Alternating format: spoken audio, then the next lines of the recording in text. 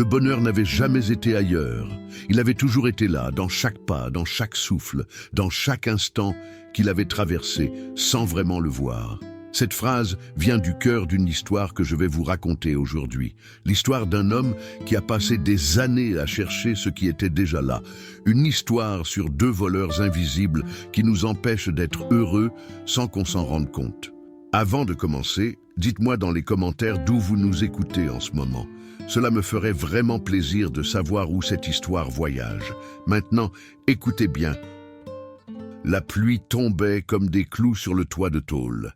Assis sur le sol de terre battu de sa maison, Julien serrait entre ses mains une lettre froissée, les yeux fixes, le souffle court. Dehors, le tonnerre grondait, mais le vrai bruit venait de l'intérieur, un fracas silencieux qui lui déchirait la poitrine. La lettre portait le sceau de la banque. 3 lignes seulement. 3 phrases qui réduisaient 15 ans de travail acharné à une simple procédure administrative, saisie imminente. Dernier avertissement. 30 jours, mais ce n'était pas la perte de la maison qui le paralysait ainsi. C'était autre chose, quelque chose de plus ancien, de plus profond.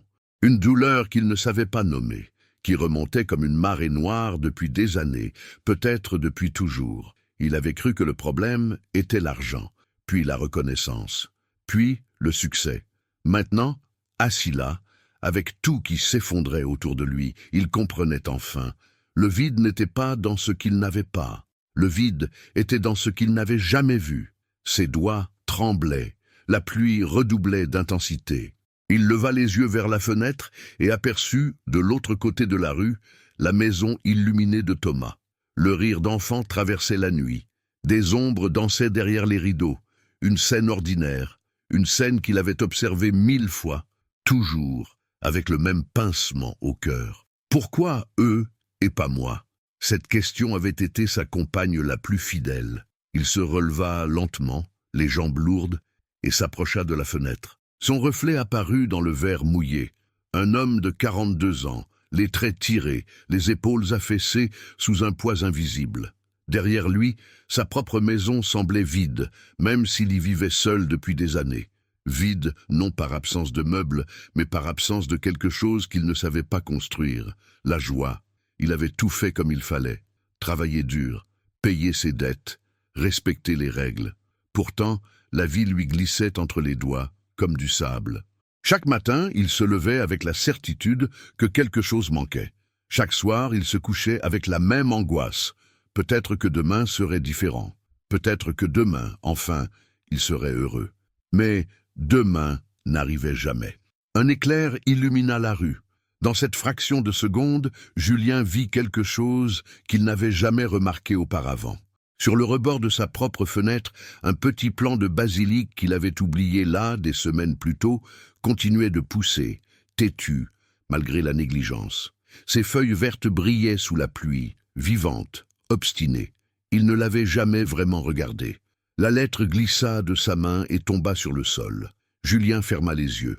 Les images se bousculaient dans sa tête. Les matins où il passait devant la boulangerie de Marie en enviant son succès. Les dimanches où il comparait sa vieille bicyclette aux voitures neuves garées sur la place. Les nuits où il calculait combien il lui manquait pour être enfin quelqu'un. Combien de jours avait-il perdu à attendre d'avoir assez pour commencer à vivre? Combien de moments avaient disparu pendant qu'il regardait ailleurs? La pluie ralentit. Le silence revint, épais, oppressant. Julien rouvrit les yeux et fixa de nouveau le plant de basilic. Il était là, depuis le début, vivant, présent, mais invisible, tout comme le reste. Il inspira profondément, sentant quelque chose se briser en lui, ou peut-être commencer à se réparer. Il ne savait pas encore. Tout ce qu'il savait, c'est qu'il était arrivé à un point de non-retour. Pas à cause de la banque, pas à cause de l'argent, mais à cause de lui-même. La question qui brûlait maintenant dans sa poitrine n'était plus « Pourquoi n'ai-je pas ce qu'ils ont ?» C'était « Qu'est-ce que je n'ai jamais vu ?» face à part 2. Con massimo 800 palavres.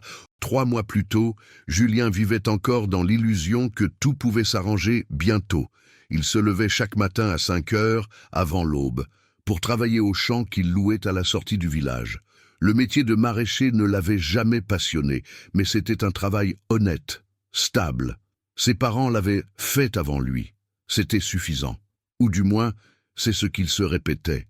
En réalité, chaque journée ressemblait à la précédente. Labourer, semer, récolter, vendre, rentrer fatigué, compter l'argent, constater que ce n'était jamais assez, recommencer le lendemain en espérant que cette fois, peut-être, les choses changeraient. Mais elles ne changeaient jamais. Ce matin-là, comme tous les autres, il traversa la place du village en poussant sa brouette chargée de légumes. Le soleil commençait à peine à percer les toits de tuiles. Quelques commerçants ouvraient leurs volets. Marie, la boulangère, disposait déjà ses pains frais en vitrine. L'odeur chaude du four flottait dans l'air. Julien ralentit. Il observa la file de clients qui se formait déjà devant la porte. Marie souriait, échangeait quelques mots avec chacun. Son commerce marchait bien, très bien même. Elle avait agrandi l'année dernière, embauché une apprentie. On parlait d'elle comme d'une réussite. Un pincement familier lui serra la poitrine. Pourquoi elle et pas moi? Il détourna le regard et continua son chemin.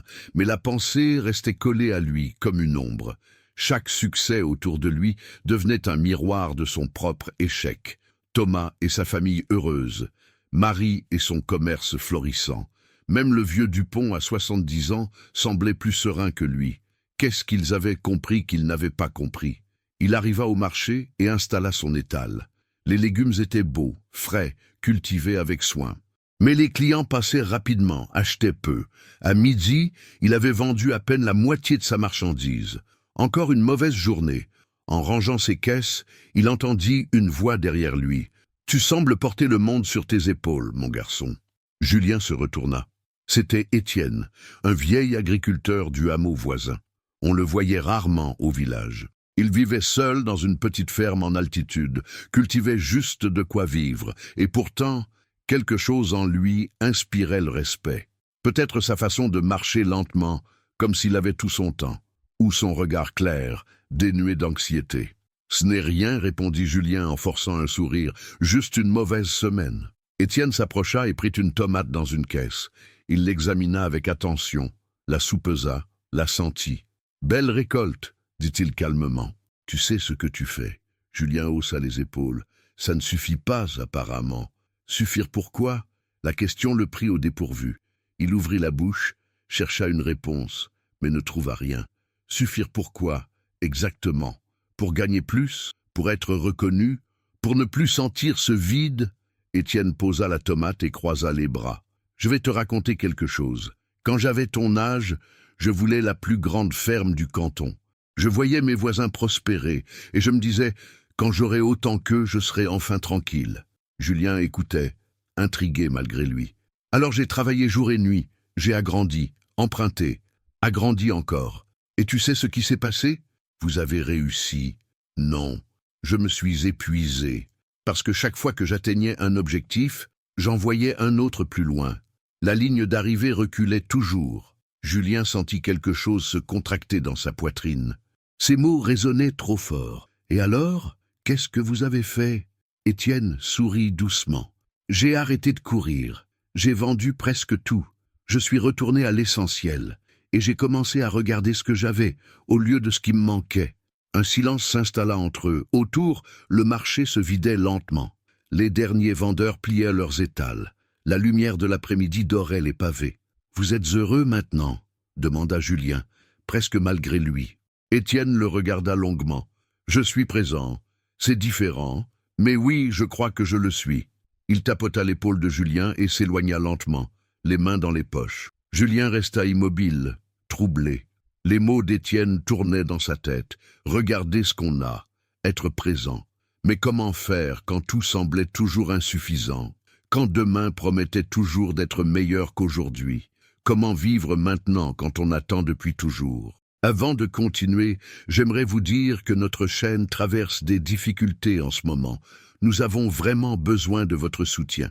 S'il vous plaît, prenez juste quelques secondes pour vous abonner et laisser un commentaire. Cela nous aide énormément à continuer ces histoires. Merci du fond du cœur. Les jours suivants, Julien ne parvint pas à oublier les paroles d'Étienne. Elles revenaient sans cesse, comme un refrain obsédant, pendant qu'il travaillait au champ, pendant qu'il mangeait seul à sa table, pendant les nuits où le sommeil tardait à venir. Regardez ce que j'ai. Mais que voyait-il exactement quand il regardait sa vie? Un matin, il décida de faire un détour inhabituel. Au lieu de traverser la place comme d'habitude, il prit le chemin qui longeait la rivière. Il voulait éviter de croiser Marie, de voir sa boulangerie prospère, de sentir cette morsure familière. Il voulait simplement marcher sans se comparer. Mais la rivière aussi était cruelle. Sur l'autre rive, il aperçut la nouvelle maison de Pierre, un ancien camarade d'école. 2 étages, des volets fraîchement peints, une terrasse qui dominait l'eau. Pierre avait quitté le village pendant 10 ans, était revenu avec de l'argent gagné en ville, et maintenant, il vivait comme un notable. Julien détourna le regard, mais c'était trop tard. Le poison était déjà là, se répandant dans ses veines. Cette voix intérieure, toujours la même. « Tu as raté ta vie, les autres savent avancer, toi, tu tournes en rond. » Il accéléra le pas, comme s'il pouvait distancer cette voix. De retour au champ, il travailla avec une rage silencieuse. Chaque coup de bêche était une tentative d'enfouir quelque chose. Mais quoi? La honte, l'envie, le sentiment d'être toujours en retard sur une course qu'il n'avait jamais vraiment comprise. À midi, épuisé, il s'assit sous l'arbre qui bordait son terrain. Il sortit son pain, son fromage, son eau. Un repas simple, suffisant. Pourtant, en mangeant, il ne sentait rien, ni le goût, ni la faim satisfaite, seulement ce vide, toujours. Quand j'aurai remboursé mes dettes, je pourrai enfin respirer. Quand j'aurai économisé assez, je partirai en voyage. Quand tout sera en ordre, je serai heureux. Ces promesses, il se les faisait depuis des années, mais elles reculaient toujours, comme l'horizon. Plus il avançait, plus elles s'éloignaient. Un après-midi, alors qu'il vendait ses légumes sur le marché, une jeune femme s'arrêta devant son étal. Elle avait un enfant dans les bras, un petit garçon aux yeux vifs qui regardait partout avec émerveillement. « Bonjour, dit-elle en souriant, vos tomates sont magnifiques. » Julien hocha la tête machinalement. « 2 kilos, s'il vous plaît. » Pendant qu'il pesait les tomates, l'enfant tendit la main vers une courgette et éclata de rire, comme si c'était la chose la plus extraordinaire du monde. La mère rit aussi, d'un rire doux, fatigué mais sincère. « Il adore les légumes, » dit-elle en caressant les cheveux du petit. « Même si on n'a pas grand-chose, au moins, on mange bien. » Julien leva les yeux. Elle ne se plaignait pas, elle constatait. Et dans cette simple phrase, il y avait une légèreté qu'il ne comprenait pas. Comment pouvait-on avoir pas grand-chose et sourire ainsi? Elle paya, remercia et s'éloigna. Julien la regarda partir, troublé. Quelque chose en lui commençait à se fissurer. Le soir même, incapable de rester seul avec ses pensées, il décida de retourner voir Étienne. Il prit le chemin de montagne, grimpa jusqu'à la petite ferme isolée. La lumière déclinait. L'air sentait la terre humide et le foin.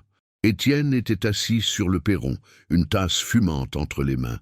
Il ne parut pas surpris de voir Julien arriver. « Je savais que tu reviendrais, » dit-il simplement. « Assieds-toi. » Julien s'assit sur une vieille chaise en bois, le souffle court, non pas à cause de la montée, mais à cause de tout ce qu'il portait. « Je ne comprends pas, » lâcha-t-il enfin. « J'ai tout fait comme il fallait. J'ai travaillé dur. Je n'ai pas volé. Je n'ai pas triché. Alors pourquoi? Pourquoi je ne suis pas heureux? » Étienne but une gorgée, lentement. « Parce que tu as passé ta vie à regarder ailleurs. » Julien fronça les sourcils. « Ailleurs? Le champ du voisin, la maison de l'autre, la vie que tu n'as pas. Combien de fois par jour compares-tu ce que tu es à ce qu'ils sont? » Julien ouvrit la bouche pour protester, mais les mots moururent dans sa gorge. Étienne avait raison. Chaque matin, chaque jour, chaque regard posé sur les autres était une pesée, une mesure, un constat d'insuffisance. « Et il y a autre chose, » continua Étienne. « Tu passes ton temps à attendre. Attendre d'avoir plus. Attendre que les choses s'arrangent. Attendre demain. Mais demain, Julien, n'existe pas. Il n'y a jamais eu que maintenant. » Le silence retomba. Au loin, un oiseau chanta. Le vent agitait doucement les branches. Julien sentit quelque chose se serrer dans sa poitrine.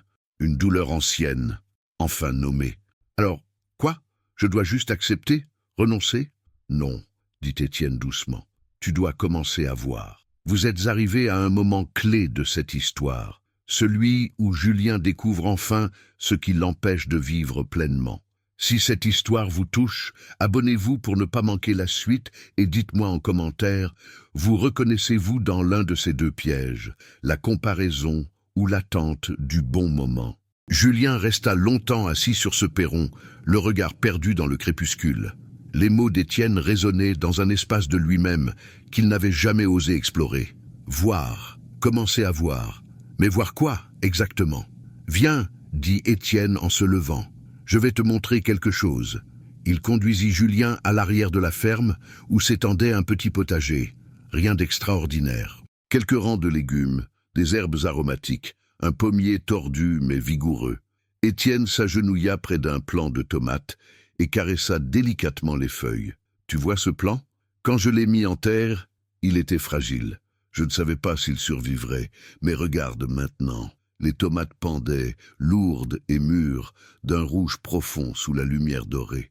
Pendant des semaines, j'aurais pu passer à côté sans vraiment les voir. J'aurais pu penser à ce que mon voisin cultive de mieux ou attendre la récolte du mois prochain. Mais j'ai fait autrement. Étienne cueillit une tomate et la tendit à Julien. Chaque matin, je venais ici. Je regardais, je touchais la terre. Je remerciais pour ce qui poussait, même quand c'était petit, même quand ça semblait insignifiant. Et tu sais ce qui s'est passé? Julien tint la tomate dans sa main. Elle était chaude, vivante. Quoi? Je suis devenu présent à ma propre vie. Les larmes montèrent aux yeux de Julien sans prévenir. Il ne comprenait pas vraiment pourquoi. Peut-être parce que, pour la première fois, quelqu'un mettait des mots sur ce qu'il avait toujours ressenti sans pouvoir le nommer. Cette absence à lui-même, cette façon de traverser les jours comme un fantôme. « J'ai gâché tellement de temps », murmura-t-il. « Non », répondit Étienne fermement. « Tu as appris, c'est différent. » Ils restèrent là dans le jardin silencieux pendant que la nuit tombait doucement. « Il y a deux voleurs invisibles, Julien. Deux habitudes qui t'ont vidé de ta joie sans que tu t'en rendes compte. » Julien releva la tête. « Lesquels ? Le premier, c'est la comparaison.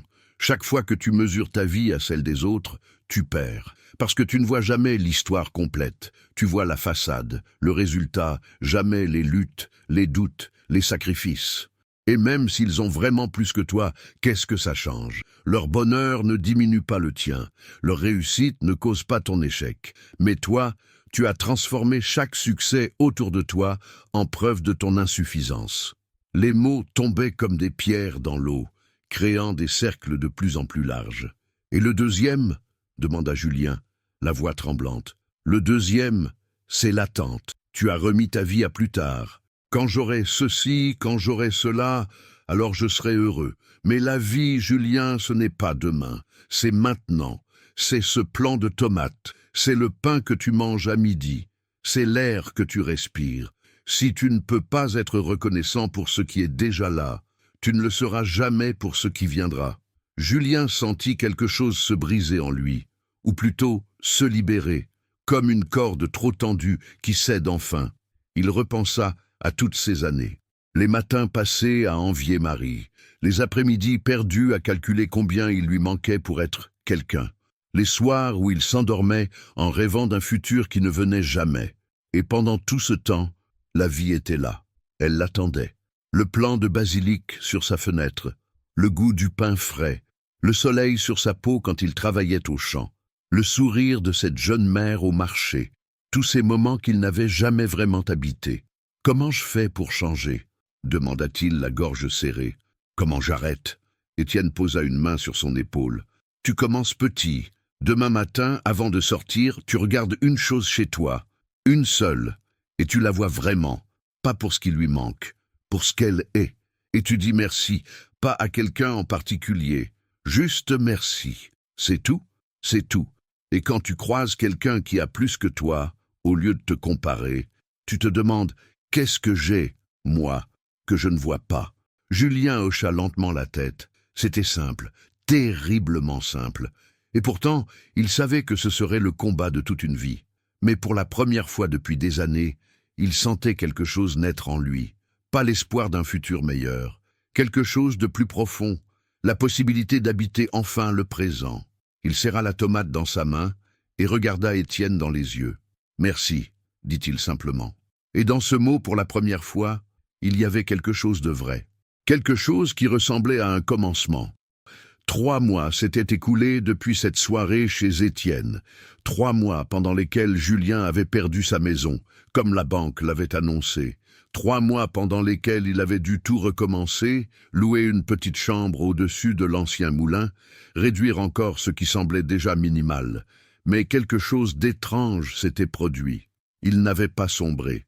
Le matin où les huissiers étaient venus, Julien avait ressenti la douleur, bien sûr, la honte aussi, mais pas ce vide paralysant qu'il connaissait si bien. Il avait emballé ses affaires, remercié la maison pour les années qu'elle lui avait offertes, et était parti sans se retourner. Ce jour-là, en traversant la place avec ses cartons, il avait croisé Marie devant sa boulangerie. Elle l'avait regardé avec pitié. Avant, ce regard aurait été une lame.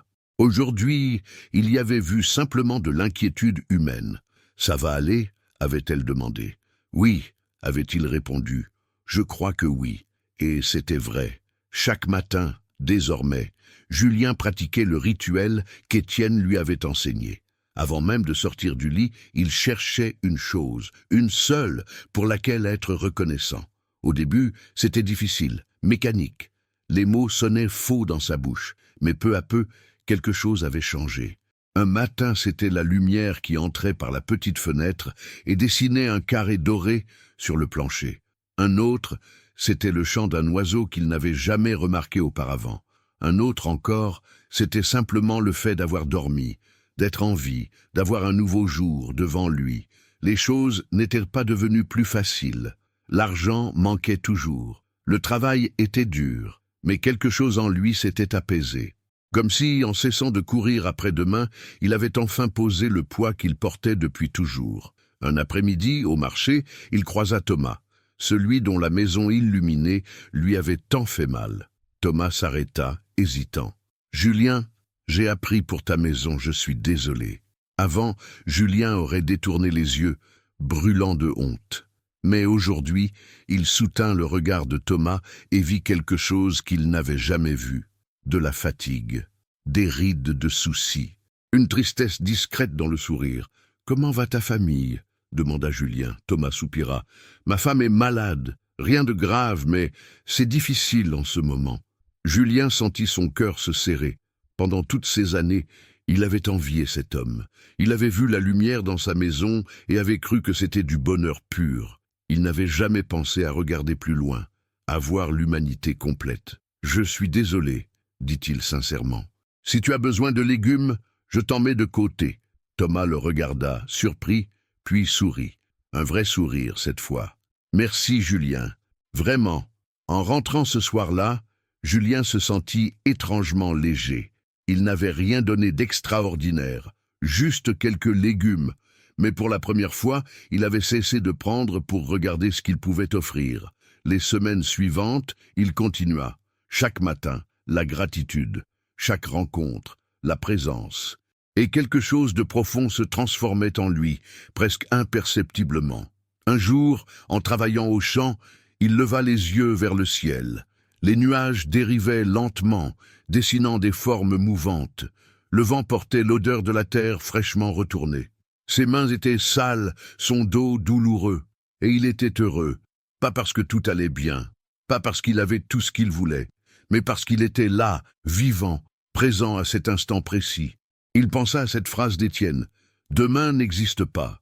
Il n'y a jamais eu que maintenant. » Pendant des années, il avait cru que le bonheur était quelque chose à atteindre. Une ligne d'arrivée, un montant sur un compte, une reconnaissance des autres. Mais le bonheur n'était pas une destination, c'était une façon de marcher.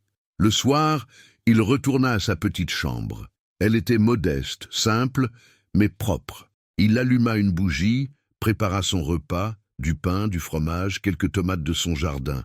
En mangeant, il savoura vraiment le goût, la texture, la chaleur. Et dans ce silence, il sentit quelque chose qu'il n'avait plus ressenti depuis l'enfance. La paix, pas l'absence de problème, pas l'absence de manque, mais une paix profonde, celle qui vient quand on arrête de se battre contre la vie et qu'on commence enfin à la vivre. Sur le rebord de sa fenêtre, il avait planté de nouvelles herbes, du basilic, du thym, de la menthe. Chaque matin, il les regardait pousser. Chaque soir, il les remerciait. C'étaient de petites choses, insignifiantes peut-être aux yeux des autres, mais pour lui, elles étaient devenues le monde. Un mois plus tard, Julien retourna voir Étienne. Le vieil homme était assis au même endroit, sur son perron, une tasse fumante entre les mains. Il sourit en voyant Julien arriver. « Tu as l'air différent, » dit-il simplement. « Je crois que je le suis. » Ils restèrent assis côte à côte, regardant le soleil descendre derrière les montagnes. Aucun des deux ne parlait. Ils n'en avaient pas besoin. Finalement, Julien rompit le silence. « Tu avais raison. Les deux voleurs, ils m'ont pris des années, mais je crois que je commence à les voir maintenant. » Étienne hocha la tête. « C'est tout ce qu'il faut. Les voir. Le reste vient tout seul. » Julien inspira profondément. L'air sentait la résine de pin et la terre humide. Quelque part, un oiseau chantait sa dernière mélodie avant la nuit. « Merci, dit-il, pour tout. » Étienne posa sa main sur l'épaule de Julien. « Tu n'avais besoin que de te rappeler ce que tu savais déjà. Nous l'oublions tous parfois. Mais la vie est patiente. Elle attend toujours qu'on revienne. » Julien resta encore un moment, puis se leva pour partir. En descendant le sentier de montagne, il se retourna une dernière fois. Étienne était toujours là, immobile, regardant l'horizon. Et Julien comprit enfin. Le bonheur n'avait jamais été ailleurs. Il avait toujours été là, dans chaque pas, dans chaque souffle, dans chaque instant qu'il avait traversé, sans vraiment le voir. La vie ne lui devait rien. C'était lui qui devait à la vie d'enfin la regarder. Et maintenant, il regardait, vraiment. Merci d'être resté jusqu'au bout de cette histoire. Vraiment, merci. Si ce récit a touché quelque chose en vous, si vous avez reconnu ces deux voleurs dans votre propre vie, la comparaison et l'attente du bon moment, j'ai besoin de votre aide. Notre chaîne traverse un moment difficile. Sans votre soutien, ces histoires ne pourront pas continuer. Alors s'il vous plaît, abonnez-vous, laissez un commentaire, même court, partagez si cela vous a ému. Ces petits gestes font toute la différence pour que nous puissions continuer à créer ces histoires qui peut-être changent quelque chose. Merci encore. Et n'oubliez pas, la vie vous attend maintenant.